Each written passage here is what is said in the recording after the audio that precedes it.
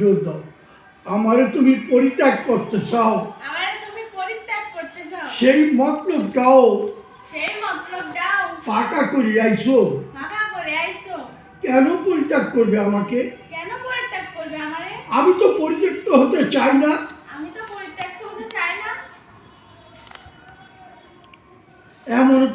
এমন তো হতে পারে আমি তোমার দ্বিতীয় স্ত্রীকে মেনেও নিতে পারি। এই কাপটা নাও।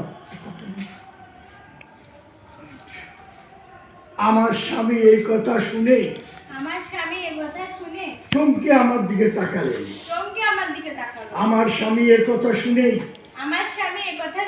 চমকে আমার দিকে তাকালেন। তুমি সুতার দিকে তাকাবা, বুঝছো? তুমি এদিকে খালি কান দিবা, এদিকে তাকাবো না আমার দিকে। আমি বললাম শোনো, আমি মন ঠিক করে ফেলেছি। তোমার খবর পাবার পরই আমি সব ঠিক করে ফেলেছি। আমি সতীনের সংসার করতে রাজি আছি। কি এটা? কিসের কাগজ?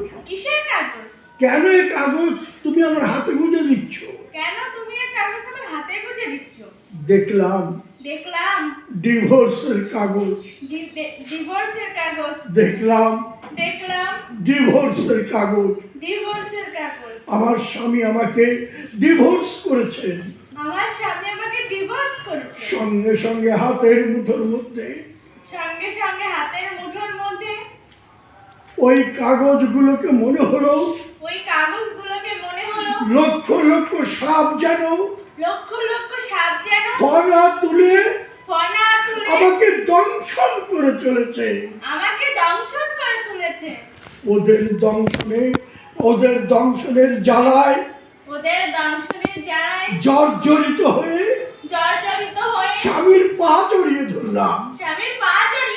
ফিরিয়ে নাও এই কাগজ, তুমি ফিরিয়ে নাও। তোমার কাছে আমি বাকি জীবনে কিছুই চাই না।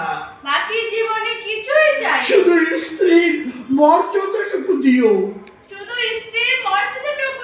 আমি তোমার বাড়ির বারান্দায় কিংবা রান্নাঘরে পড়ে থাকবো।